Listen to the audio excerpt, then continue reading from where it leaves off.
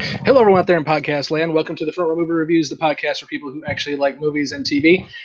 And I'm here today because I actually believe in that statement. We actually do like movies here on the Front Row.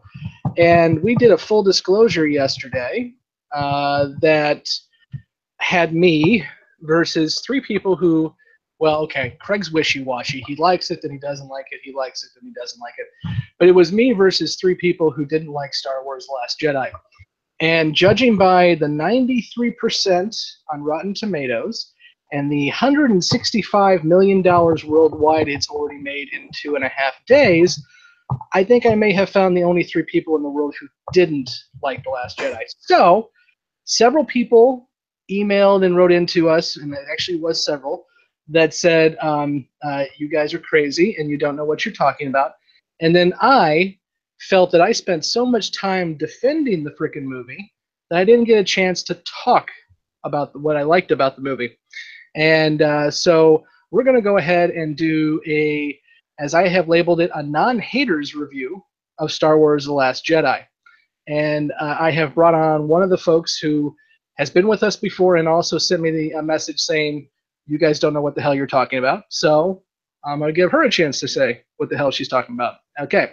So I don't even know if I mentioned this. I'm Scott. Hi. And with me today is Catherine Eastvold. Hello again. So you have been with us on a Zonasodes episode, and now you're here talking about a movie. So let's go ahead, and we're going to moving up in the world. Depends. It's debatable. We'll see how it goes. So we usually do these things where we talk about what we didn't like and what we liked. We're going to do things a little differently here because, again, we're going to try to talk about things we liked about this film. Of course, if we disagree on something, then we'll say so, but we're not going to pinpoint exactly what we didn't like about the film. If you want to hear about that, feel free to go listen to the full disclosure we did yesterday. There's a ton of that. So we're going to go ahead and break this up by the different storylines that were going on. And to be clear, this is a very spoiler-heavy review. We are going to be spoiling the hell out of everything. So if you have not seen The Last Jedi, and with a gross of $165 million in 3 days, I'm surprised if you haven't. But if you have not seen The Last Jedi yet, please turn this off, go watch the movie, it's worth it, and then come back and listen. Because we're going to spoil a hell of a lot of stuff in 3, and a 2, and a 1. Luke Skywalker dies. Okay, now that that's out of the way, let's do first impressions first. So go ahead, Catherine, and give me your first impression for the film overall. So, yeah, as Scott mentioned, I really, really liked this movie. I've been thinking about where I would rank it because there's been a lot of talk about how to rank the Star Wars films, and there were a few people in early reviews saying this was the best one since Empire, which of course got everybody's hopes up. I don't know if I'm willing to say that because I think a lot of it is an expectations game. When I first saw The Force Awakens, I was very worried about what was going to be done to the franchise. I didn't have a lot of expectations going into it. And so I was very, very pleasantly surprised. This one, I had seen the advanced reviews and people saying just outlandishly amazing things about how good this movie was. And so I came into it with some very high expectations. And so I think there wasn't quite as much of a wow factor for me as there was with The Force Awakens because I actually expected it to be a good movie. But all of those quibbles aside, I just had an amazing experience. I didn't think it was too long. Hours just flew by. I could have watched more. I didn't get enough Star Wars, so that's part of it. But what I thought in particular was good about this film was that it was really a maturation of the franchise to where it was very true to Star Wars. It felt like a Star Wars film, but it also really pushed the boundaries of the story, characters. It really pushed the franchise forward. It takes some risks, which I really enjoyed seeing, especially because the only problem I had with The Force Awakens was that it was in many ways a retread of A New Hope. And so I really, coming into this, wanted them to do something different and for it not to just be Empire Strikes Back, and it wasn't. And so I think it just did a great job of striking that balance of being very much Star Wars film, sounding like a Star Wars film. The dialogue sounded like Star Wars. It had humor in there. Also really explored a lot of new themes, and it was also visually great. I'll probably get into that later, but I really, really enjoyed it visually, maybe even more than any other Star Wars movie. I'm going to put that out there. Okay. For me, I'm in the same boat. I know a lot of people complained that there was a lot of connections and just kind of a retread of this kind of the story set up in line of A New Hope with The Force Awakens. And I honestly think Rian Johnson and the rest of the crew who worked on this thing heard that loud and clear. I know they were filming right when the movie dropped, but I think they understood that people were going to be assuming that this was going to be Empire again, just like Force Awakens was New Hope. And I'm very glad that that wasn't the case. I mean, I mentioned in the last podcast that even the opening crawl sounds like Empire Strikes Back. The first paragraph is the Resistance is trying to leave a base before the First Order comes and nukes it, which is exactly what's happening on Hoth and Empire Strikes Back. So I kind of elbowed Craig, who's sitting next to me. I said, it is going to be Empire. But then it's not at all. And I like the fact that every time you make an assumption about this movie and how it's going to go, they take that assumption and turn it on its head. Luke was very much right when he says, this isn't how you think this is going to go isn't how it's going to go. I misquoted that, but you get the idea. Everything that you think is going to happen in this movie, it doesn't. And that's what kept me going on it. There are some parts of the film that kind of do drag for me, and I'm sure we'll get into that a little bit when we discuss the different parts. But I agree with you. It is a very good-looking film. I also like the fact that this was the most space-heavy of the Star Wars films, and I don't count the prequels. Somebody's going to say, well, Revenge of the Sith had a lot of space stuff. Those movies don't count. But of the five that I count in canon, this one was one of the most space stuff. I mean, just beginning, you assume you're going to see them evacuating the planet from planet side, but we're only on planet side for a few seconds, and then immediately we're in a space battle, and a lot of the time is spent in space throughout the rest of the show. The other thing I like about this is the first Star Wars film to be a direct sequel, and what I mean by that, we are maybe a few days removed from Force Awakens. Usually, I mean, there was like 2 or 3 years between New Hope and Empire. There was a couple more years between Empire and Return, or at least 6 months, I think it was, or whatever. But with this one, the First Order knows where the Resistance is because they tracked them in the Force Awakens, and then they immediately go there. So it is a direct piece, which is very nice for several different reasons, like Finn just waking up from his coma. He was only down for a few hours, so that actually makes sense instead of him being out for forever. And there's a whole bunch of other stuff too. But yeah, I was really happy with that. And I'll talk about what I mean when I say that they turn your assumptions on their head as we go. But it happens quite a bit. So let's go ahead and let's hit on the main story points. And I think the one where there may be contention is Finn and Rose. So let's start there, because I think that's the one that's easy to kind of wrap our heads around. And so when I say Finn and Rose, I mean the casino planet. And I mean their work on the First Order ship when they're trying to get the tracker turned off. And then also the fight with Phasma and all that too. So, Catherine, go ahead and tell me some of the things tell me your feelings on that. That's part of the story. Yeah, that's where I lost faith in you. I was, you guys' podcast, I was kind of cheering you on because everybody else was just panning the film and you were standing up for it. And then you're like, yeah, I don't know what was up with Finn and Rose. They didn't add anything to it. Like, oh, come on. I had a moment of disappointment when it became clear that their whole plot to disable the tracker wasn't going to work, because I felt like, wow, we just put a lot of time into that. But at the same time, I thought those were some of the most enjoyable scenes in the movie. I loved the casino planet. I mean, mostly I loved it because one of the things I love most about Star Wars in general are all the cool planets.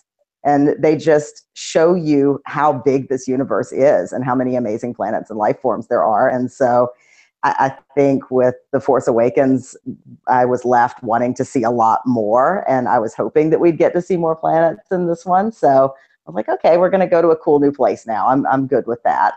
But aside from just that, they called those creatures that were racing around the track, but they were pretty awesome. I loved those.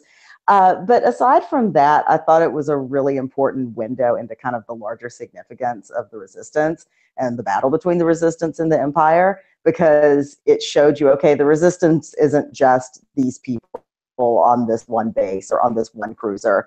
There's a lot going on here where there's a lot of oppression happening.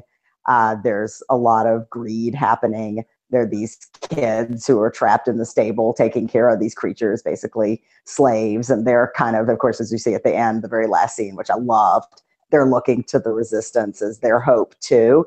So it kind of showed you that we haven't just been watching all these movies about these two small groups of people fighting. This is really this big galactic struggle between oppression and freedom. And it really played into that narrative. So I really loved that for that reason. But I have to say, after I thought about it, I also loved the fact that plans succeed. It wasn't just everything being a little bit too clever and working out a little bit too well. That were attempted that failed, and it kind of plays into the conversation that Poe and Leia have about failure and the need for failure. The plot didn't just sew everything up perfectly and nicely, and I kind of appreciated that. I do agree that they could have given Finn more to do in this movie. I like that he's in the franchise. I hope he gets a lot more to do in the next movie. I don't think his character added a lot, but I really loved Rose because, again, we're not just looking at the same characters over and over again. We get to actually meet some other real people who are in the resistance in this case. And I love that her sister died. And so now she has this real motivation to fight even harder, and that she, tried to sacrifice herself for the cause toward the end. And I'll get into this some more later, I'm sure, because it was one of the points I was making. I sent my message to Scott, but she's just one of many women in this movie who are not only strong, they're not only warriors, but they're also honorable. And they do the right thing and just out there doing the right thing every day. And I thought that was a great addition to the franchise. Yeah, part of the reason why I just dismissed the Finn and Rose thing, because it was easier to dismiss them and defend something else last time. But there's a couple things. I hear you. I will preface this by saying I think Finn was wasted in this movie.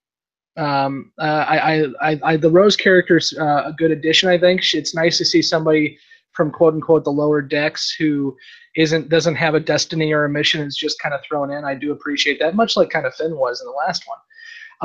But the whole Finn and Rose storyline strikes me as we need to put Finn somewhere, and if we just have him running around the ship with Poe, he's not going to do much. So let's give him his own story.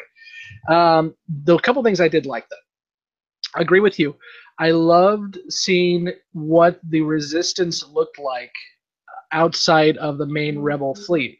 And I think there's a couple of things that we get out of that. First off, I completely agree with you that the last little scene with the boy who was the kid who was stuck in the stable with the CGI monstrosity horse thing. I'm not going to bash the CGI. I did that last time with the prequels for the Finn and Rose stuff. But he was stuck in that stable, and now we find out at the very end he has force powers. And the key there, I think, is, and somebody on the podcast last time mentioned that this one kid had force powers, but that's not the point, I don't think.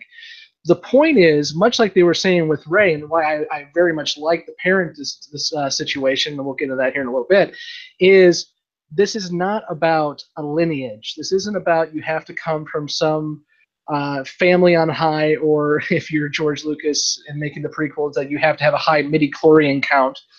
It's all about the fact right. that anyone can potentially do this as long as they understand how to do it and how and some of them have a stronger sense than others.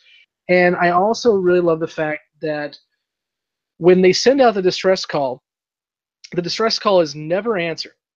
And Mm-hmm. because people have have given up. I mean, we've had 30 years of back and forth between Empire and Republic. What's the big deal? Let them kill each other off. But the children, the younger kids who have done nothing but deal with crap their entire lives, they're going to be the ones who step up. And that was one of the things I saw an interview with Ryan Johnson today, and it was kind of discussing why Luke had to die. And I'll obviously talk more about Luke in a minute, but it kind of goes in with the kids thing. Is he saw this film as the true passing of the torch. He saw that Luke's hero's journey ended with Return of the Jedi. All Leia, Luke, and Han, all their trilogy was 30 years ago. This is a trilogy for Kylo, Rey, Finn, and Poe. And this way of this killing off all the other major characters except for Leia, but of course, unfortunately, Leia won't be in the next one anyway. Getting rid of all the major characters from the original allows them to make their story finally, and it allows it to make it the story of the generation that is currently living there, which is why I love the fact that we end on that kid. And I think that's a little bit of a foreshadowing. Ryan Johnson is making a new trilogy. It will not be a Skywalker trilogy. It will not be based on these. And he's already said he's not going to go back in the past, which makes me sad because I like Knights of the Old Republic. But I think this is what we're going to see. I think we're going to see a creation of a new order of people rising up in this galaxy to kind of change things. And I think that's what he's going to be going for because that was the entire theme of all his shows. Getting off my soapbox on that, going back to the Finn and Rose thing, the thing that really I wish they would have done a little better because I liked him up until the last 2 minutes he was in the film was Benicio del Toro's Codebreaker. I love that kind of scoundrel. He was very much a Han Solo type. You know, he's here to save himself, and he will help whoever he needs to help to save himself. I'm okay with that. I also loved that he pointed out to Finn that, look, these guys make TIE fighters for the First Order, so they're obviously evil. But oh, look, they also sell arms to you guys, too.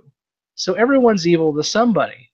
That was very, very smart, and it's something that hasn't been really dealt with much in Star Wars. There's always been black and white, and now we're talking about in between there in the spectrum, which we'll get more into with Rey as well.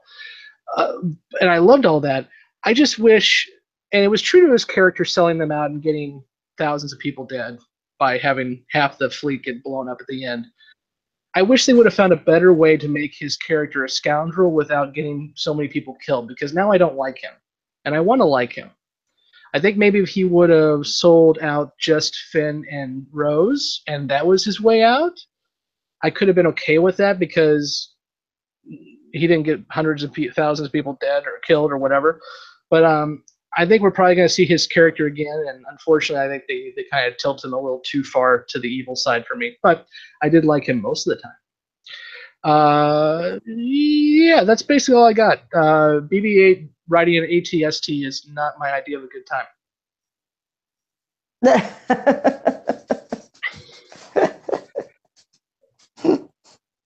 And I will also say too. Yeah, I completely agree with you about that character, about the Codebreaker. I liked his accent or his verbal tics. I like the way he talked. He was just kind of an interesting character. But yeah, he was not somebody I really wanted to see again.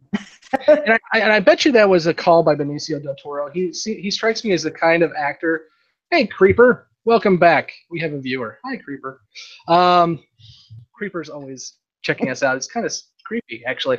Tell us what you felt about Dirty Creeper Wagian. True to his name. So with that, I think it was probably a call by Benicio del Toro to make that stutter, because he strikes me as kind of actor who likes to add his own stuff to the material, and he's a really good actor. He plays that well. And I love the fact that he's a lovable scoundrel for most of it. When he takes her half pendant that we already know her sister had the other half on the bomber, and he takes that from her as a down payment, it says two things. One, it says that Rose is willing to give up everything for this resistance, but then later on, it tells us that the Codebreaker isn't exactly as evil as we thought he was, because he was just using that to bypass, and he was going to give it back to her. Of course, again, they kind of threw that at the end, but up until the last 2 minutes with that character, I really liked it. Anything else for Finn and Rose, the storyline there? I think that pretty much covers it. I'll note, as much as you were saying how you really like strong female characters, and so do I, none of us are talking about how Phasma was any good, because she wasn't. Yeah. We agree on that? Yeah, that didn't do anything for me. I'm so disappointed, because I like that actress. She's really good in Game of Thrones. I know she can do well, and she was given absolutely nothing again, and that's just disappointing. Yeah. Okay, so let's move on to the second piece. Let's go ahead and go with the Resistance fleet. So what's going on with Poe, with General Leia for until she gets knocked out, and then she comes back, and then also with Lieutenant Admiral Hodo. I keep forgetting mispronouncing her name. Oh, Hodo, I think. Hodo, girl from Jurassic Park. Oh, that's who she is. Yeah. She looks really familiar to me. Yeah, she's from You're Jurassic right. Park. And much other things too. She's actually a really good actress. I'm just remembering her from Jurassic Park. Okay, so tell me what you thought about the and actually for those playing the home game, it's Laura Dern is her name, since of the girl from Jurassic Park. So tell me what you felt about the Resistance fleet, that the whole, as I like to call it, Star Wars Battlestar Galactica. I mean, it was great. The space battles were great. I heard, I think it must have been on your podcast, where someone was saying, the movie started off great with this wonderful battle, and then downhill, which I kind of disagreed with. I found the like, oh, I've seen this before, and then it got interesting. But I mean, they were good. They were, it was Star Wars. Things were blowing up in space. Things were making noise in space when they're not supposed to, and whatever. As you pointed out, it's fantasy. It's not sci-fi. But what I really found very interesting about it, though, was with Poe being up with all these reckless plans, and eventually staging a mutiny for a while. And Admiral Hodo, you at first feel like she's overly cautious, or she's given up. She doesn't have a plan. And you kind of, at least I felt myself siding with Poe and saying, oh, come on, he's pulled off these crazy stunts before. Just let him do it. Really? Are we going to just let the rebellion die because we're being too cautious? And then, of course, we get this, that actually she knows what she's doing, and Poe is being a hothead. And I loved that, because Poe's character actually evolves, which is interesting.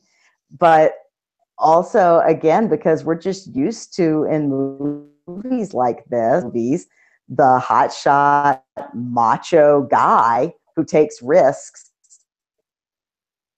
hero, and we're not prepared to believe wise old women. In this case, they have it on lock, and I found that part of it really interesting. And then, of course, the Admiral pulling that amazing maneuver and hyperspacing or light speeding her ship into the other ship, which is, again, shows she's not really being overly cautious. She's got a plan, and obviously, again, an honorable woman willing to sacrifice herself. And I just loved seeing that coming. I loved sitting there and being like, is she going to do that? She is not. Oh, yes, she is. It just made me so happy. So, I thought that went in surprising directions and worked really well. It was the first time that Star Wars has ever remembered that there's no sound in space. Just that one moment. Right, for like 1 second. And you know what? It made it much more intense with it just being silent. I loved that shot. Yeah, this is why I wish that films would realize this. You don't have to have sound in space to make this work. I look at Interstellar, which is one of my favorite films, and there's never any sound, but they use music, they use the intensity, they use the camera work to make up for that. It makes it a better look. So I think that that hyperspace attack with the ramming thing was one of my favorite things, and everyone in the theater cheered. Yeah, same in my theater. Even the two haters sitting next to me who would later say they didn't like the film cheered when that scene happened. I want to point that out. You have to, because it's just such a brilliant move, and you're like, this is happening, and it's wonderful. I was really happy to see a mostly all space storyline here, which doesn't really happen much with Star Wars. As much as it has Star Wars in the title, they're usually planet side. I did like the fact that we had this theme of growing through failure, and it wasn't just Poe; it was also Luke, and we'll talk about that too when we get to Luke. But the whole idea here is our heroes are not always right, and as Leia points out, heroes and leaders aren't always the same thing. And I like the fact that Poe had to learn his lesson a couple times to make it actually sink in. After the bombing run on the Dreadnought, he still felt he did the right thing, even though all their ships were taken out. They had no more bombers, which would have been really freaking helpful later on when they were being chased by huge Star Destroyers. But he didn't think he did the wrong thing. And then we go into the piece with the Admiral and him committing mutiny because he feels that she's just not doing the right thing. The one thing I will say, and I do like the character Laura Dern played. I love the way she went out with a bang, literally. But yeah, all of this would have been fixed if she would have had the ability just to say, "I'm not stupid. We have a plan. We're not just going in a straight line until we run out of fuel. Sit down and shut up." She didn't have to tell them the whole plan. She never. Admirals don't need to tell their subordinates what's going on, but you could have at least calmed the guy down a little bit and said, "Look, I know you're an idiot. I know that you don't know tactics. That's fine. That's my job. We have a plan. We're not going to run out of fuel. Shut up." Or the other solution, script writing wise, they're tracking their hyperspace. They don't know how they're tracking them in hyperspace. The easiest thing to say is, we have a mole on the ship. We don't know who the mole is, so we're not going to tell anybody anything. So sit down and shut up. The end. That would have solved that little plot hole. That plot hole aside, I love the whole idea of that sacrifices have to be made, and people are willing to make that sacrifice for what they believe in. You saw that a couple times. You saw that with the Admiral. You saw it with Luke. You saw it basically with those two. But that idea rang true, especially when she turns around and she blocks the fire and she takes one for the team. And I also like the fact, even though I just complained about how the Codebreaker got a lot of people killed, I like the fact that we're starting from square one. The Resistance is literally whoever can fit on the Millennium Falcon at the end of the movie. And to do that, you had to whittle it down to just a few characters. There's probably about 100, maybe 200 left. That's it. And that gives us a much more interesting springboard into episode 9 that's going to be different than Return of the Jedi, because we're not going to have a big space battle right away, I don't think, because we got to rebuild before we can do anything. So I do like that a lot. Anything else for that side of the fence with that storyline?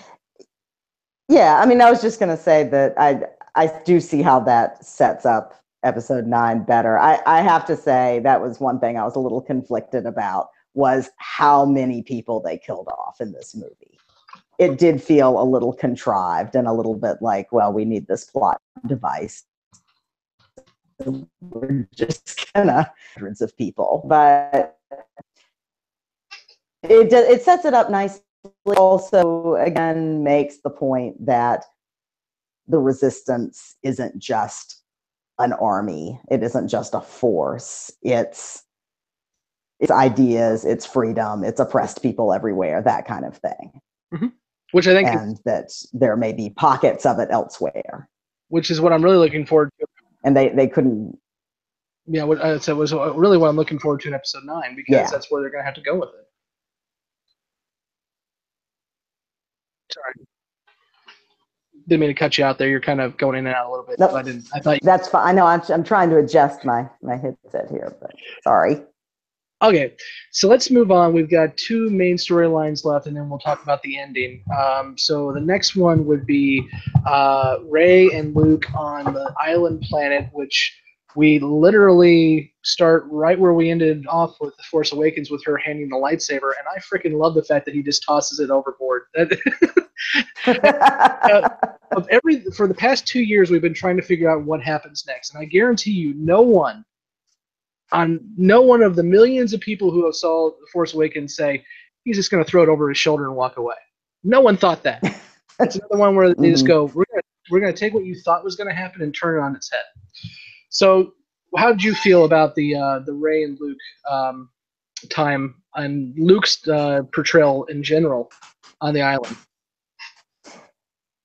It turns all of your expectations on their head, starting with throwing the lightsaber. But you kind of expect, oh, he's going to train her like Yoda trained Luke, and we're going to have that whole thing again, like Empire. And that's not really what happened. I mean, she gets a little bit of training, but mostly what she gets is Luke saying the Jedi need to end, and that this institution is one that didn't work out because of hubris, but also because it was an institution, and that's not how the Force works. And I love that we get a really great, really clear explanation of what the Force is, that it's not something that you own or that you wield, or that, again, like you said, that you have by virtue of your family or your birth or your genetic makeup, that it's something that runs through the universe. It's something that you're aware of. And Luke just kind of dismantles this whole institution of the Jedi. And I love it because I geek out about this philosophy kind of stuff. And, it struck me as at the same time very classical, this idea of the fall after hubris. And when you think you have all the answers, that's exactly when everything's going to fall apart on you. But also very postmodern in the sense of rejecting institutions, rejecting establishments, and instead embracing this idea of something being organically in everybody who puts themselves in a position to receive it and understand it.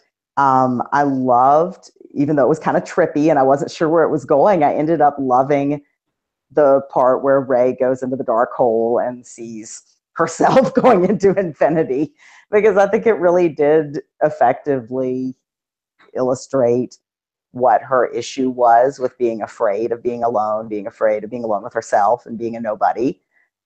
And maybe this is getting ahead of this particular storyline, but I loved that she was a nobody. And that was, if I had to answer after The Force Awakens, who is Rey, who's she related to, who is she in this story, that probably would have been my guess. I thought, I don't think she's a Skywalker. I don't think she's related to somebody. I think she's just Rey, and she's strong and she's resilient, and so I was really excited that was the direction they went with it, because I think it did mesh perfectly with the message and the themes that the movie was trying to get across. Yeah, and a lot of people can't handle that. I'm seeing online a lot of people still saying that Kylo was lying to her and he was manipulating her, but I hope not. I don't think he was. I think this is the best option. Again, it turns everything on its head. What you thought, everyone assumed she was, and I did too. I assumed she was Luke's daughter because Luke had kids in the extended universe books before Disney took over and wiped out the canon. So I just assumed. See, I didn't read the books. Yeah. So Luke had some kids, so I figured, okay, that makes sense. She's cousins with Ben, Kylo, and we'll go from there. The other big theory was that she was Kenobi's granddaughter, because Obi-Wan Kenobi does show up a little bit. His voice does when in Force Awakens when she touches the lightsaber. So people thought that. But all of this, and some people thought she was a clone of Vader. All of this is no one was going to be happy with the solution. So the best solution they came up with was the fact that she is a nobody.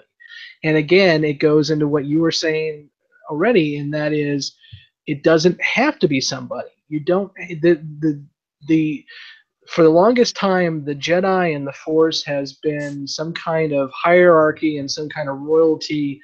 And they're basically saying that no, in order for this to continue and do the right thing, you have to be able to open this up to the 99%, which is very much a clear kind of discussion on what we're having to deal with now in our culture. Um, Yeah. whether they wrote it that way or not, that definitely comes out that way. But in terms of them on the island, I really loved Mark Hamill's portrayal of Luke in this. And to be clear, he hasn't come out and said it directly, but in every interview he's done, he has basically said he's not happy with the way they took Luke. The interview I saw today, he actually said he told Ryan Johnson Ryan was making a mistake by killing Luke in episode 8 and not waiting until episode 9. And Johnson, as I already mentioned, said, this is not Luke's story. This is Rey's, and this is Poe's, and this is Finn's. So I have to clear the deck. I have to get Luke off of there because it's not his story. So Hamill wasn't really happy with that. He's also said several times that he wishes that Disney would have taken George Lucas's advice, because George Lucas had at least an outline for episodes 8, 9, and 7, 8, and 9, and they kind of just brushed that aside when they took over. So I don't think he's happy with the portrayal and how it went, but I'm very happy with how it went because, yes, it ends on a sad note for this character that we have followed since he was 18 years old and a wide-eyed guy on a farm.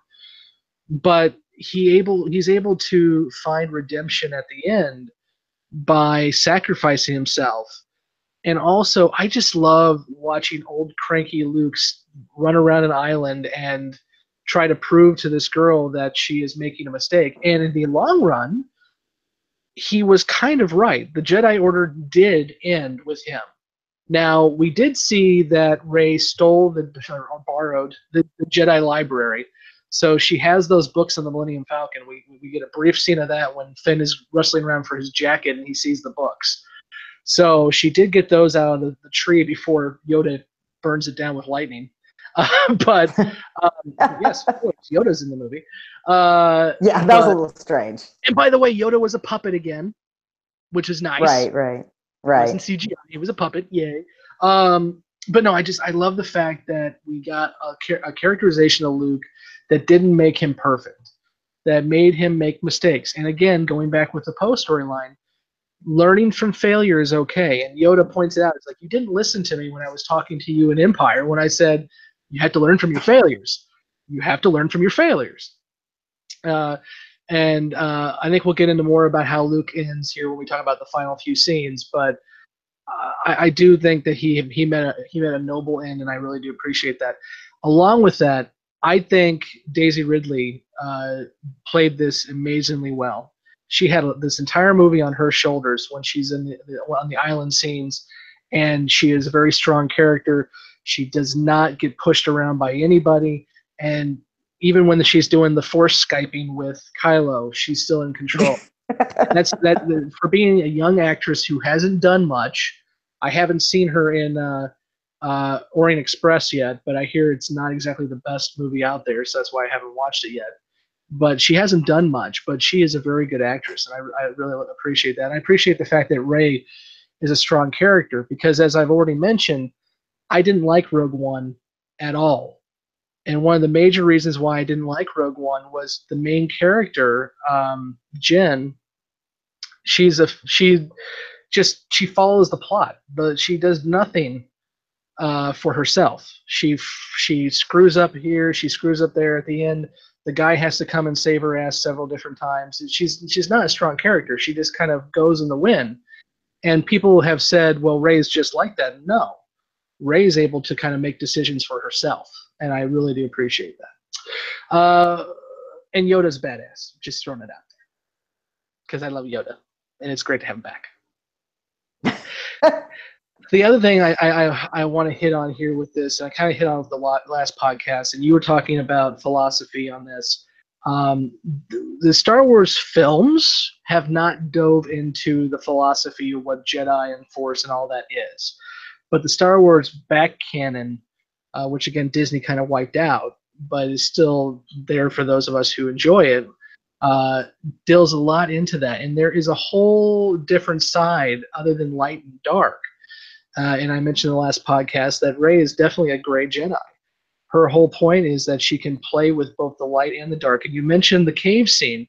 That was a direct reference to, obviously, Empire Strikes Back. And here's the difference. And here's why Rey is such an amazing character. Luke failed that test. When he went in, he immediately lit up his lightsaber and attacked the first thing he saw and found out that he was attacking himself. It wasn't Vader, it was himself. Rey passed the test because she was able to control what happened in there. She said herself, I knew that didn't go on for infinity. I knew if I could find a way to the end of the row of me's, I would find what I was looking for. And she did. She found herself, much like Luke did, but she did it with a more of a control. And I think she passed that test. And it shows, and Luke was kind of freaked out about it. You know, he said, you know, you went straight to the dark. You didn't even try to stop. But she can control the dark and the light because she can play in both those worlds. And that's what makes her a different character than anyone else we've seen in these Star Wars films in terms of Jedi. No one has done that. Maybe Qui-Gon Jinn, but again, I don't count the prequels. So, but I really appreciate that that's where they're going with her. And obviously, at the end, she is the last Jedi. So, yeah. Anything else for the Luke and Rey before we go to the last piece, which is Kylo? Well, I was just going to say that I really did also appreciate Mark Hamill's performance. Also because he's still just the Luke we know and love through the whole thing. Yes, he's grizzled and old and cynical and has regrets, but he's got the same sense of humor. He's got the same playfulness. That scene where she's sitting on the rock and he's telling her to reach out and he's with the reed, like, dumbass, you know? It's not like that. And he has this prankish, boyish side to him still, and we see that, and it's just such a consistent character.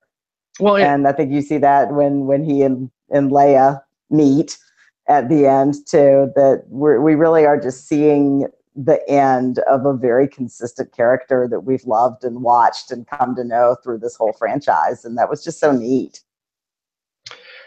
I just turned on our chat again, and we have a little chat war going on. So to finish your thought real quick, I also love the fact that he became the mentor in that scene too, because that is something that Yoda would have done in an instant: smack you with a reed and say, "No, you're being stupid."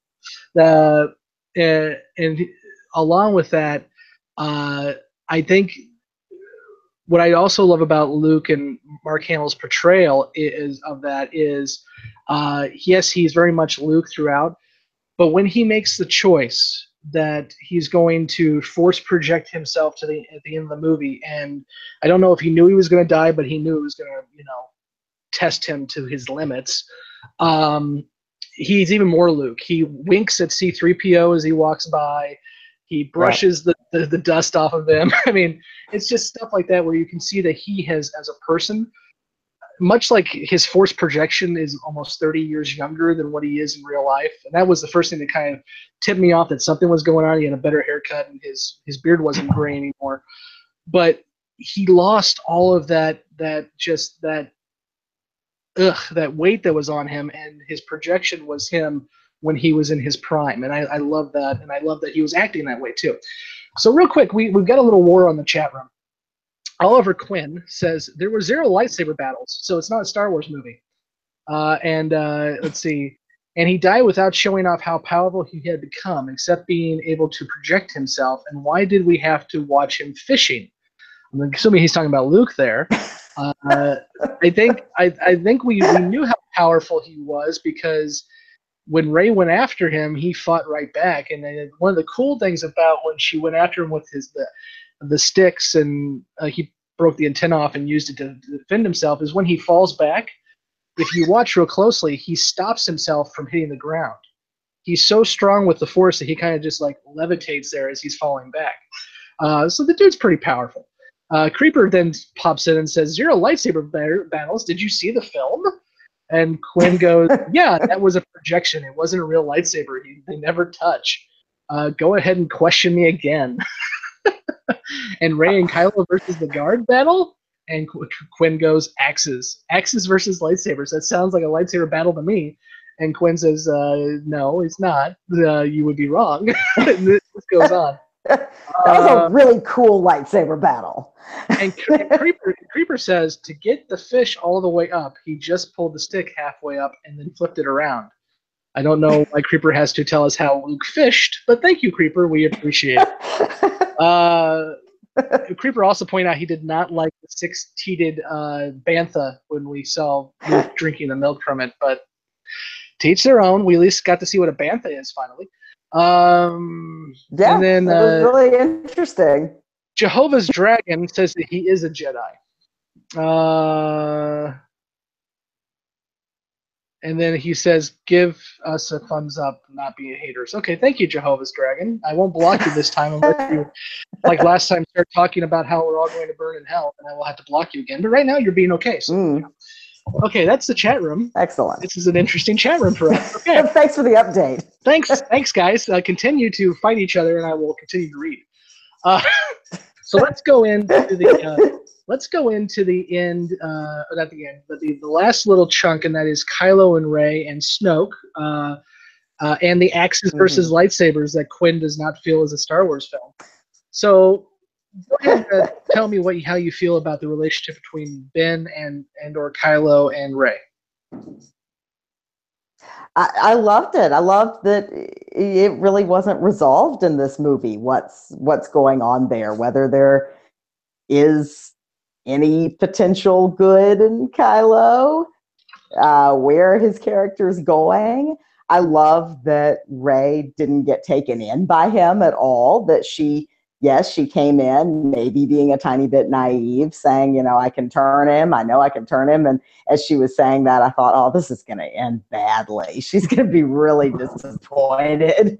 But she handles it. She handles realizing that, oops, this is not going to work out after all. She doesn't really hesitate very much when he says, let's basically burn it all down, come rule the galaxy with me. She doesn't really have a moment of temptation there. And he's really good after your, what you call force Skyping. That's a great term.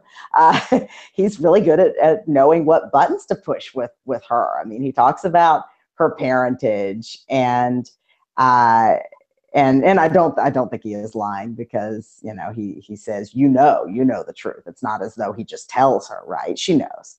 And but he says, you're nobody, but you could be somebody to me. And that's really his best gambit. That's really smart of him to go that direction. But she doesn't fall for it. She knows what she's there to do. And so I really loved that aspect. I also really loved how we learn more about Kylo Ren's character and how his character advances. I found him a little bit whiny and annoying in The Force Awakens. I mean, he was kind of interesting to have like emo Darth Vader going around being a moody teenager smashing things, but it got old after a while. And I thought, man, is he going to be this whiny for this entire, final trilogy? But he wasn't. He had grown up, and you could see that he was, in the scene with Snoke, that he was capable of controlling his emotions and using his emotions against Snoke, actually, in the end. But then when he was confronted with Luke, he kind of lost it again and lost control of his emotions. And he didn't want to come down there and fight him. He just wanted to blast him with all the guns, and he couldn't handle that anger in himself.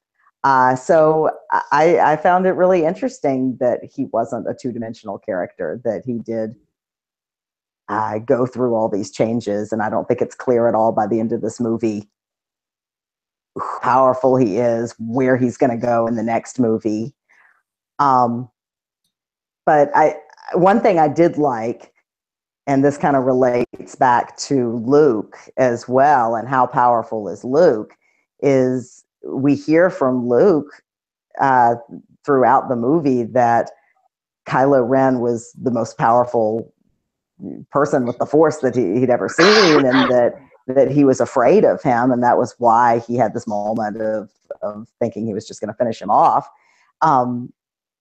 And I think maybe that's kind of the secret to why he dies at the end, why this effort was too much for him, because he is force projecting not only enough to convince everyone else around him, including his own sister, but enough to fool this person we've been told is someone he feared was even more powerful than he was. And so you can kind of see how much of an effort that was. That's getting into the ending, I know. But I liked that they kind of showed you just how powerful Kylo was. Because when Luke first said that about how powerful he was, I thought, I'm not so sure about that. He kind of seemed like a whiny little guy in The Force Awakens. But you do see his power in this movie. Yeah, and I think one of the reasons why I'm looking forward to going and see this again, I'm going to take my daughter here probably around Christmas time, so next weekend, my God. But I want to know when Kylo realized that Snoke was playing him. Because the first time, or maybe it's the second time they do their Force Skype, he asks her, how are you doing this? There's no way you could be doing this. It would tear you apart. And then he kind of stops and goes, So I think at that point he realized that somebody was doing the connection. I don't know if he knew it was Snoke at the time or not, but obviously by the time they get to the throne room, he knows what he's going to do. He knows that this is his opportunity to take out Snoke with two very powerful people in the room, him and Rey, to kind of get things going. And again, as much as people want to complain that this was Empire Strikes Back Part 2, this was Return of the Jedi more than Empire Strikes Back. Because that whole throne room piece harkened very much back to Return of the Jedi. And I think it's interesting that they did it in part 2 of the trilogy, because now wherever they go in part 3 is going to be different, because it kind of knocked a lot of things off the board. But a lot of people are upset that they got rid of Snoke so unceremoniously, but I like that because, again, one, it turns things on its head. We don't have a big bad in Snoke. Now the big bad is Kylo. And also, it's nice that we don't have to worry about where this guy's from, what's his backstory. The novels will answer that for us sooner or later. But at this point, this story is about Kylo and Rey, and this other guy just needs to be cleared off the board. And I love that he goes out the way he does, because his hubris and his idea that he knows what everything's going to happen. He knows that Kylo is picking up this lightsaber. He knows he's going to turn it on, which is all true. Kylo was just strong enough to, make Snoke not realize that he was doing the exact same thing to him at the same time. And I do like the fact that Rey isn't stupid. She knows what is going on as soon as that happens, and she immediately starts fighting the guards and helping Kylo, hoping that he has realized that he has turned to the light side. But as soon as he starts showing that he's still a doofus and still is going to try to take over the galaxy, she immediately just goes away from it. She does not play with him at all. And I love the scene where they're fighting over that lightsaber, and we get the idea that these two are just as powerful as each other. Snoke points it out too, when he says that when you became stronger with the dark side, the light side was going to find balance. Again, I think that's kind of a hubris in itself as well too, because I still think that she isn't light side or dark side. But from what they see, she's definitely the opposite of Kylo at this point. I like both their characters. I agree with you. I think as soon as he bashes the helmet, he becomes a much better character. He's much more sadistic. He's much less of a whiny kid and more somebody who has a plan. That kind of goes out the window when he sees Luke, but you don't blame him for it because he's got issues. I also love, and I said this in the last podcast, I love that Rian Johnson gave us 3 views of that night when he was a kid. We saw the light view, which was he just went after Luke, and Luke was innocent of anything. The dark view of that. We saw the light view, which was I'm sorry, I'm vice versa. We saw the light view was Luke not doing anything. The dark view was Luke trying to kill him, and the middle view, which is the truth, was a little bit of both, going back into the whole theme of their shades of gray here. I really liked that scene. I liked how that built up both Luke and Kylo as two characters. So my question to you on this, is Kylo redeemable? You kind of talked about this a little bit, but do you think at the end of Episode 9 that this guy's going to be redeemed? Is he Darth Vader Part 2? I definitely don't feel confident in saying that he will be redeemed, but I would say that he's redeemable. I would say that he still has that choice. Hear more about that choice. I definitely don't get the impression that he has definitely, finally, forever gone over to the dark side. He's just going to be an evil foil to the good guys in Episode 9. And, this was why I thought it was great that they got rid of Snoke. Again, with the theme of being something that people choose and something that's within each individual, as opposed to you have the forces of light over here and the forces of darkness over here, and it being institutionalized. Snoke was kind of the last remnant of that, the last suggestion that there's a big bad guy who's in control and he's the problem.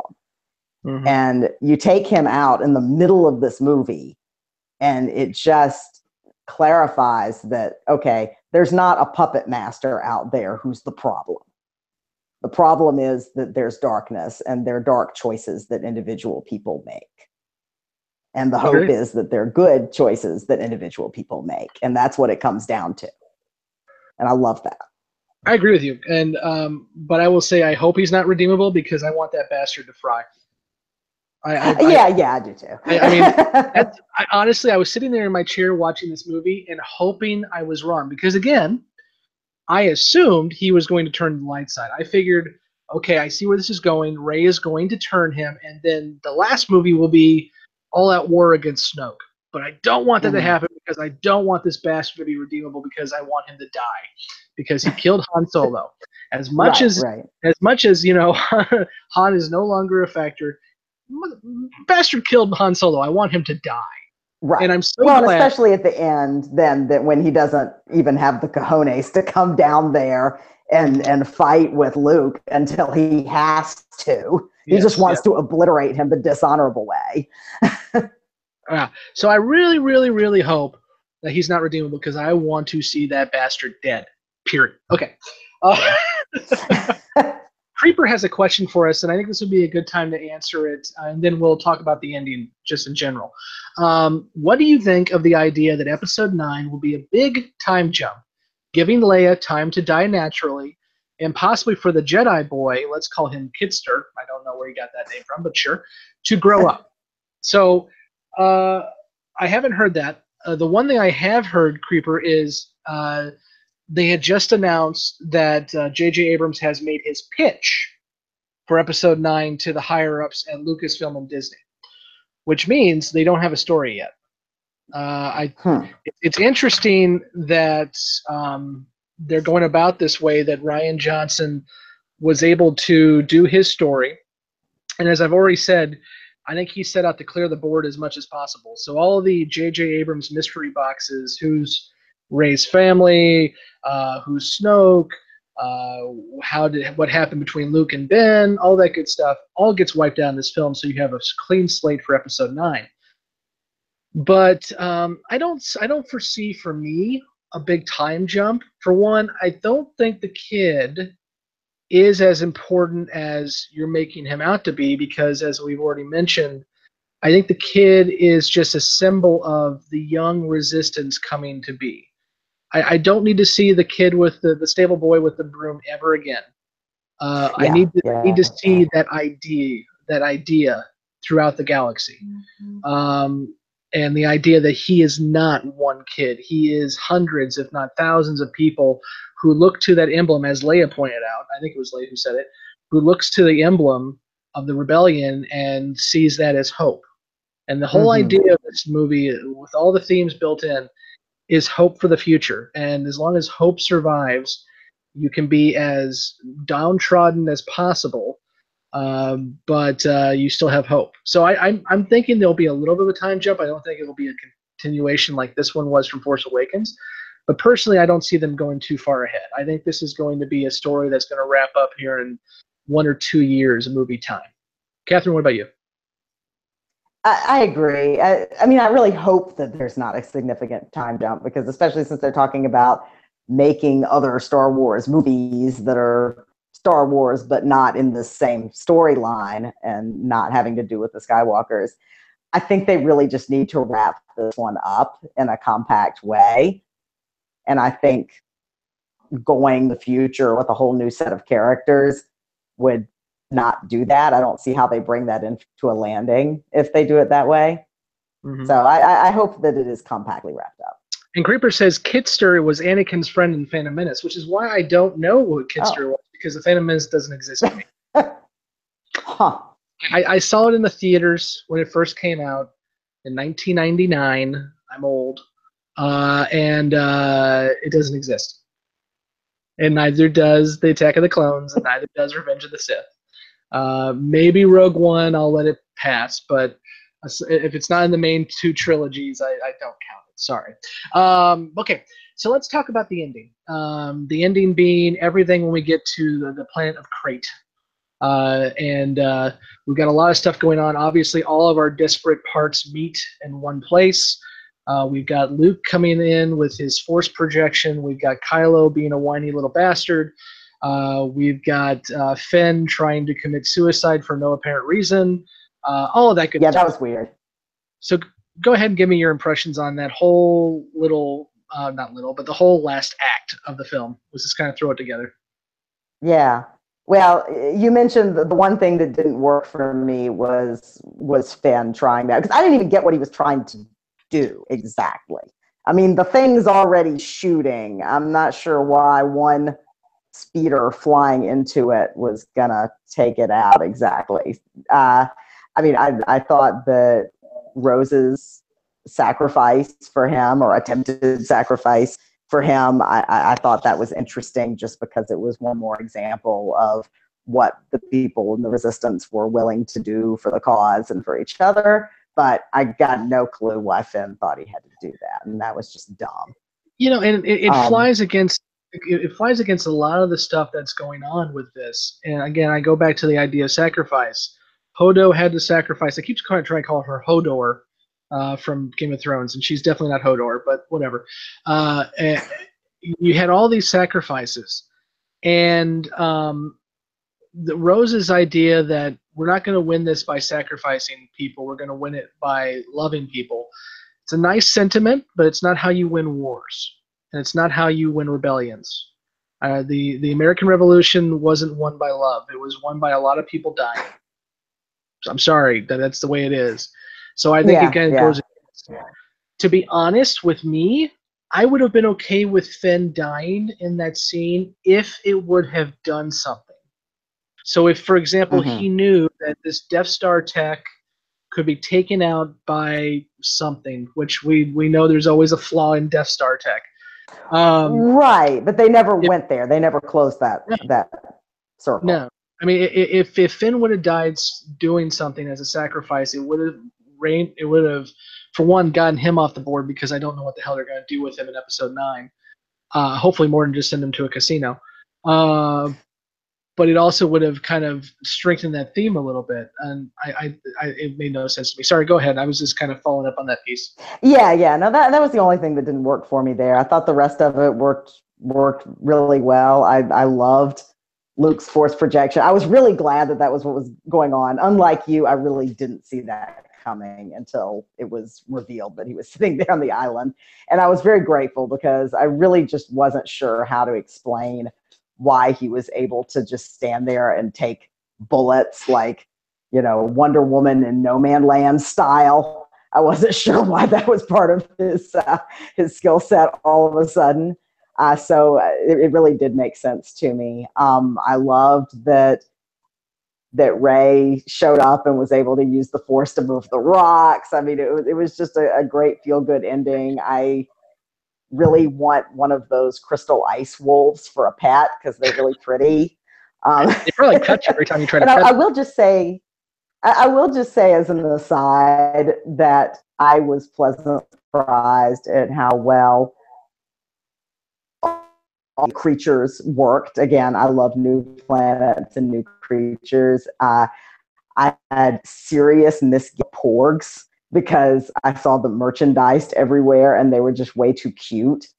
And I thought they really just stuck these in there to be cute and to sell plush toys, which probably they did, but they worked fine. They weren't annoying, funny. I love this scene. Like a whole storyline involving the porgs. I love this. They didn't turn into the Jar Jar Binks of this movie. I love the scene when Chewie's just trying to have his dinner and he just can't do it. I like that scene. That was hilarious. It was great. And that's that's something. Oh, go ahead. No, you go ahead. Okay. Well, I was just going to say that's something that we haven't really talked about, but the humor in this, for the most part, is really good. As much as this is the dark part of the trilogy, Act 2 is always when everyone gets, the crap piled on them so they can get out in Act 3. There's a lot of humor in this, and Chewie trying to have his dinner when the porks are looking at him trying to eat their mother or whatever. BB-8 in the trash can. Little stuff like that is funny. Some of it goes a little over the top, and I do like it there. And on the Force projection, I'm not going to claim that I knew he wasn't there. I just knew something was up. And supposedly when you watch a second viewing, you can see he doesn't change the salt to red when he touches it. His lightsaber doesn't move anything. There's no dust on him or anything like that. All I noticed was he got a really good haircut and he got a dye job. So something was up. Maybe there has been in the lore. It hasn't really been in the films, but in the lore, the idea is that the light side keeps you young, whereas the dark side makes you old. Hence, what the Emperor looked like in Return of the Jedi. So I was thinking maybe he had gotten some rejuvenation going on because he had taken back the power of the Force. Because as Rey had pointed out, he had cut himself off from the Force for most of those 30 years. So I knew something was up, but I didn't know it was a projection. I think the Matrix style dodging the lightsabers thing was a little goofy, especially with Mark Hamill being in his 70s and trying to imagine a 70-year-old bending over backwards like that. But I did like the confrontation. They really, with Luke, they really again caught me off guard because I was sitting on the edge of my seat hoping and hoping and hoping that he wasn't going to die. And as soon as they blasted the hell out of him, I figured he was toast. And then when he wasn't toast and Kylo went after him, I figured this is going to be it. It was very much he was mimicking what Obi-Wan had done with Vader in A New Hope, saying, if you strike me down, I'll always be with you. I'll become stronger if you strike me down. And so I was thinking, okay, he's going to get taken out that way. So that deflection of him surviving really caught me off guard when they actually did kill him at the very end just by him exhausting himself, because I wasn't expecting that. So they were smart in the fact that they kind of dangled his death in front of me a couple times before it happened, which they did a better job of that than they did in Force Awakens, because when Han walks on that bridge, you know he's toast. He's dead.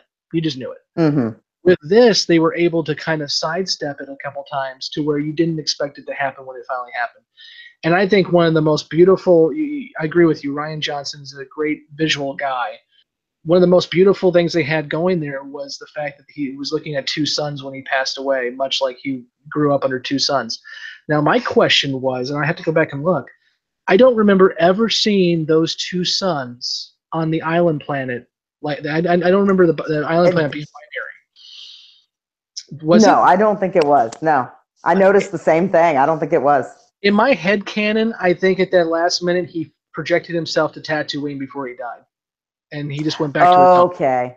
In my head canon, that would make sense, because I remember seeing the sun one time on the island planet and thinking, "Oh, there's only one of them." Yeah. No, so I'm just I'm going to assume that he used the last bit of his energy to go home, and that just makes Luke's character Okay. even a little better for me. What else? Yeah, yeah. And I love the fact that Rey is like the beacon of hope for all of them. And the other thing, again, going back to the passing of the torch and the fact that this is no longer an old generation movie series, I love the scene where Poe finally realizes that, you don't have to be a stupid ass hero to lead. You don't have to go out and fight to the last man. You can escape out the back door. Yeah. And when he realizes that, everyone turns to Leia to see if she wants him to go with him, and she says, "Why are you looking at me? Follow him." And that Mm-hmm. was the passing of the torch that ended it all. This is now Poe's story. This is now Rey's story, and I'm all for that. Unfortunately, I don't like the fact that we're probably just going to have Leia ridden off screen, but unfortunately, that's what's going to have to happen. Yeah.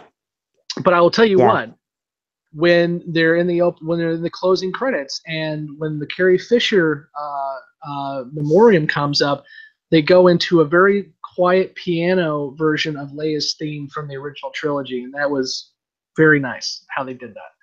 What am I missing? Anything else? Well, I was just going to say we haven't talked that much about Leia, but I thought her performance was one of the best parts of this film, and not even considering the sentimentality of the fact that she has left us since then and that she will not be in another Star Wars movie. Even just standing on its own, I thought she turned in a really great nuanced performance. She was a much bigger part of this movie than she was of The Force Awakens. Her role in The Force Awakens was almost more like a cameo, and you were kind of surprised to see her show up. And she's really a major character in this movie. So I was really, really happy to see that, because I think that she did just age beautifully, not just in terms of her appearance, but in terms of her character and her abilities as an actress, and that she really added a lot to this film. And I think it is an incredible note for her career to have unfortunately gone out on. And going back to the visuals, that shot of her standing in the doorway on the last planet on Crate, in front of that blast door, and there's sort of the sunburst on her head. She's in silhouette, and there's the sunburst. It's just an incredibly beautiful shot, and there were several moments like that. I was describing it to the people I went to see it with as Blade Runner beautiful. You get just some of these beautiful shots where the light is so pretty, and it just really goes drama. It goes with the theme of light and dark.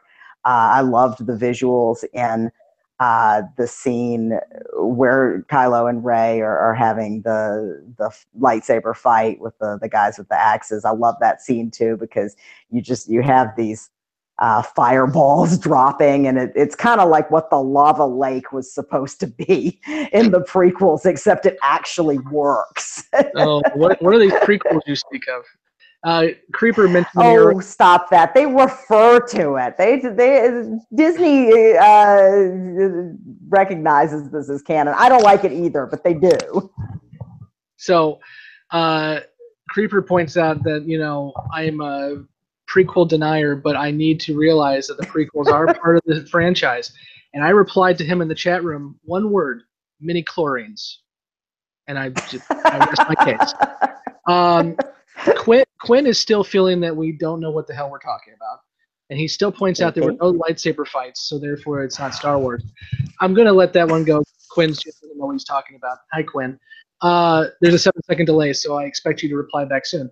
But also, Creeper asked how we felt about the fact that Luke was sporting his blue lightsaber, and that kind of gives away the reveal that he's not really there, because the blue lightsaber was the one that was destroyed by Kylo and Rey earlier on. To be honest, I didn't catch it. I didn't either. In other viewings. That being said, I'm happy that Creeper mentions he should have gone back to his green one from the one he created in Return of the Jedi. I'm okay with him going back to the blue one because the blue one was his father's, and the blue one was the one that has the connection that everyone's dealing with. And it is the one that Rey's going to fix because she's got both pieces at the end of the film. So the blue one has the context of everything that's going on throughout, and it's a connecting tissue of both the original trilogy and the new trilogy. So I was okay with him having a blue one. I didn't even catch it. Now in second viewings, he's got the one that was just destroyed. So whatever, but I didn't even catch it.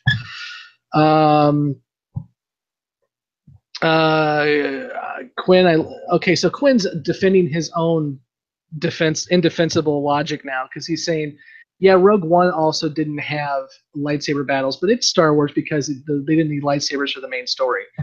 Quinn, you just keep making up your own opinions. It's fine. The other thing I would mention too with Leia that we didn't talk about, and that a lot of people are harping on this, is the whole idea of her surviving her time and space. And yeah, I pointed out in the last podcast that it was mentioned in Return of the Jedi, or maybe even Empire, that Leia was actually stronger with the Force than Luke. The only difference was Luke was the one they could find, and Luke was the one they trained. So I'm completely okay with Leia having these abilities because, for one, when she uses it, she's almost dead. It's more instinctive than anything else. So I think it was Craig said she flew like Superman. No, she had just enough ability to will her body back into the ship to get saved. But she's a powerful Force user, even though she's not a Jedi. So I really had no problem with it. And again, it's not what you expect. We knew mentally that Carrie Fisher has to be written out of this series sooner or later because unfortunately she passed away. We knew that. So when she gets spaced, you assume that's the end. So the fact that she comes back, again, turns the tide on you and keeps the story unpredictable, which is what I liked about it. They're still fighting about lightsabers. And it also allows her and Luke to meet one more time. Yeah, at least in Force projection. That scene when he kisses his sister on the forehead and they realize that they're never going to see each other again. That it's a great scene. Mm-hmm. It's a great scene. Quinn says also, if the general tells Poe her plan, then Finn and Rose never go off to find DJ. DJ never tells First Order the plan. Transport ship doesn't get destroyed. They played her like a hero, but she's from the dead. I don't know. Yeah, it's a plot contrivance, but I give them the plot contrivance because it was a good film. I wish they would have done more with Finn, but what they did was okay. Creeper says, can you explain how there are 0 lightsaber fights? He's talking to Quinn again. He's not even talking to us at this point. I'll give you the Luke Kylo one since they never touch, even though they still fight with lightsabers, but the Kylo Rey one definitely works. And Quinn says, Kylo and Rey never fight each other with lightsabers. I'm like, oh my god, dude. Okay, we're just gonna let you go. Just let them have this out. But be sure you subscribe, okay? So we can argue again later when you actually make sense. But right now, just subscribe and move on. Anything else you want to say in closing before we wrap this thing up? I really loved it. I thought it was a worthy successor to the other films in the franchise. It was a great Star Wars movie. It was a great time. I'm also going to take my kids to see it next weekend, and I think that's what it's all about. It's a fun story that also makes you think and is really beautifully done. And I think it gets an A+ for fitting into what the franchise has been great at doing ever since 1977. And where would you rank it in the franchise? I've been thinking about this, and I just don't even know that I can. Again, I saw all at different times of my life coming at them with different expectations, and I can't even begin to figure out where I would rank it. I would say I don't that it's the second best, second only to Empire, but once I start trying to figure out what I would put second, I get very confused. So I'm not even gonna try. I said on the podcast last time. Oh, and Quinn says this movie ruined his childhood. I'm saying my childhood was ruined by the prequels, and this is helping bring my childhood back. Right. Now, if you want to talk about ruining childhood, I will see this and raise you Michael Bay and the Transformers, but that's a whole other thing. And they are making a Masters of the Universe movie in the next 2 years, and if they ruin that, then my childhood is definitely dead because I need my He-Man. Okay. I mentioned that on the last podcast that I was throwing this in the middle with kind of a mid-range film. But after thinking about it for a while and having this conversation and not having to defend a movie that doesn't need to be defended for an hour, I think this is ranking higher than what I felt it was before. I need to see it again to know for sure, much like yourself. But I think it is definitely one of the top 3 Star Wars films that have come out, including the prequels. I would say the prequels, in order, are just bad. Phantom Menace, Attack of the Clones, Revenge of the Sith. Although I think Attack of the Clones may be even worse than Phantom Menace. 1 and 2 are just bad. Then I would put Rogue One. Then I would probably put A New Hope. Not that I don't like it, but it doesn't have as much a connection to me as much as Return of the Jedi does, because Return of the Jedi was the first one I saw when I saw Star Wars for the first time. And so I would put Return of the Jedi there. And then Empire in this one, and The Force Awakens, those 3 are all right up there. I mean, depending on the day, I may like Empire more. Depending on the day, I may like Force Awakens more. And after I see this one a couple more times, it may just be right there with it. So it's in the top 3 or 4. It just depends on where it falls with Return of the Jedi. And I need some more viewings to see that. Quinn says he liked the Darth Maul fight. Sure. Okay. But Liam Neeson gets cut in half, and that's just not cool. Well, no, he doesn't get cut in half. Darth Maul gets cut in half. Liam Neeson just gets killed unceremoniously. And Obi-Wan's a little whiny butt in that movie, too. Now, I love what Ewan McGregor did with Obi-Wan in the second prequel and the third, and I'm really hoping for an Obi-Wan movie with Ewan McGregor in it, because I think he'd be great in it. And I was almost expecting Ewan McGregor to show up with Yoda in this movie, and the fact that he didn't was a little disappointing. But yeah, Phantom Menace has no redeeming qualities. I'm sorry. Now, and I'm going to go off on a side tangent real quick. If they would have gone with what the original plan was for Jar Jar, what supposedly, I may have been a little better. Supposedly the rumor is that George Lucas had always planned on Jar Jar being the Dark a Sith, and being the guy who's surprised in the third movie was the one doing everything behind the scenes. But everyone hated Jar Jar so much he just stopped doing the idea. I think that would have made a better trilogy, but that's just me. But yeah, so Gosh. But I appreciate you joining me on this. It's nice to talk to somebody who actually liked the film. I feel better about myself. I'm not defending a movie that doesn't need to be defended. I don't think it was a perfect movie, but I definitely feel that it was one of the best Star Wars, not the best, but one of the best. And I think it was, I will go down this road, and I'm sure people will yell at me for saying this. I think it was the smartest Star Wars film we've had.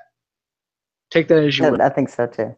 I think it asks questions that are worth asking and tries to be thematically much more significant than the other films. And again, I'm not bashing the other films. They're really popcorn fantasy films, but I think this is one that we're going to go back and see a lot more layers to it than what we were expecting. And I think that maybe what's turning some people off. Because as much as I said that this had a 93% on Rotten Tomatoes, it has a 57% when it comes to audience reaction. So a lot of people are not as happy with this as probably people expected. And I think that's because they went expecting the normal Star Wars movie, and you got something a little different. And for me, I liked it more for them. But for others, they may feel differently.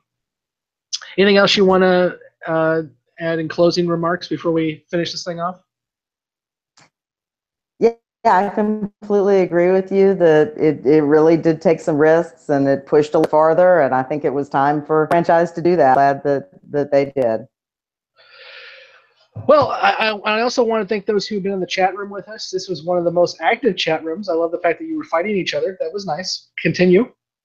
You can subscribe to the Front Row Movie Reviews on YouTube, and when you do subscribe, give us a like for this video, obviously, but hit that notify bell button underneath the subscribe button. That way, whenever we do go live with one of these shows, you'll be notified so you can join us in the chat room and be involved in the conversation as well. You can also find us at thefrontrowmoviereviews.com. You can email your hate mail to thefrontrowmoviereviews@gmail.com. And you can find us on all your social media apps by searching the Front Row Movie Reviews. And finally, if you're listening to the podcast version of this, and honestly, I'm not even sure if there's going to be a podcast version of this. I haven't heard from Jeremy if he's going to post this or not. But if you are listening to the podcast version, surprise, and be sure to give us a review and a like and subscribe on your podcast app of choice. Creeper chimes in. The 57% came from Rotten Tomatoes. That allows people who haven't seen the movie to vote more than once. CinemaScore, however, makes sure the votes see the movie. It has an A rating. Well, I have been schooled by Creeper. You are completely right on the CinemaScore. To be honest, I just hadn't seen the CinemaScore yet, so I was going off the Rotten Tomato piece. CinemaScore actually is basically an exit poll that polls people at the first night of showings. I don't put as much weight on CinemaScore as some people, Creeper, just because if you're going to see a movie opening night, you've already drank the Kool-Aid. So most films get a B or higher. And in fact, if you get a B or B minus, it's actually a bad thing because you should get your diehards in there in the first night. But I see what you're saying there, that the 57 is probably weighted the other way around. But I have noticed online, and obviously I noticed with the last podcast we did, that this has a lot more dissenters than what I expected for a Star Wars film. And when you have different opinions on a film, that means the film did something right. So I'm okay with that. Until next time, I have been Scott, and with me has been Catherine, and I hope that this podcast is declared canonical. We'll see what Jeremy has to say about that, and we'll definitely get you on it. Okay. So until next time, we will see you in the front row, and be looking for my Jumanji full disclosure here whenever I sit down to record it in a few days. That'll be the next thing on the list. Have a good one, folks.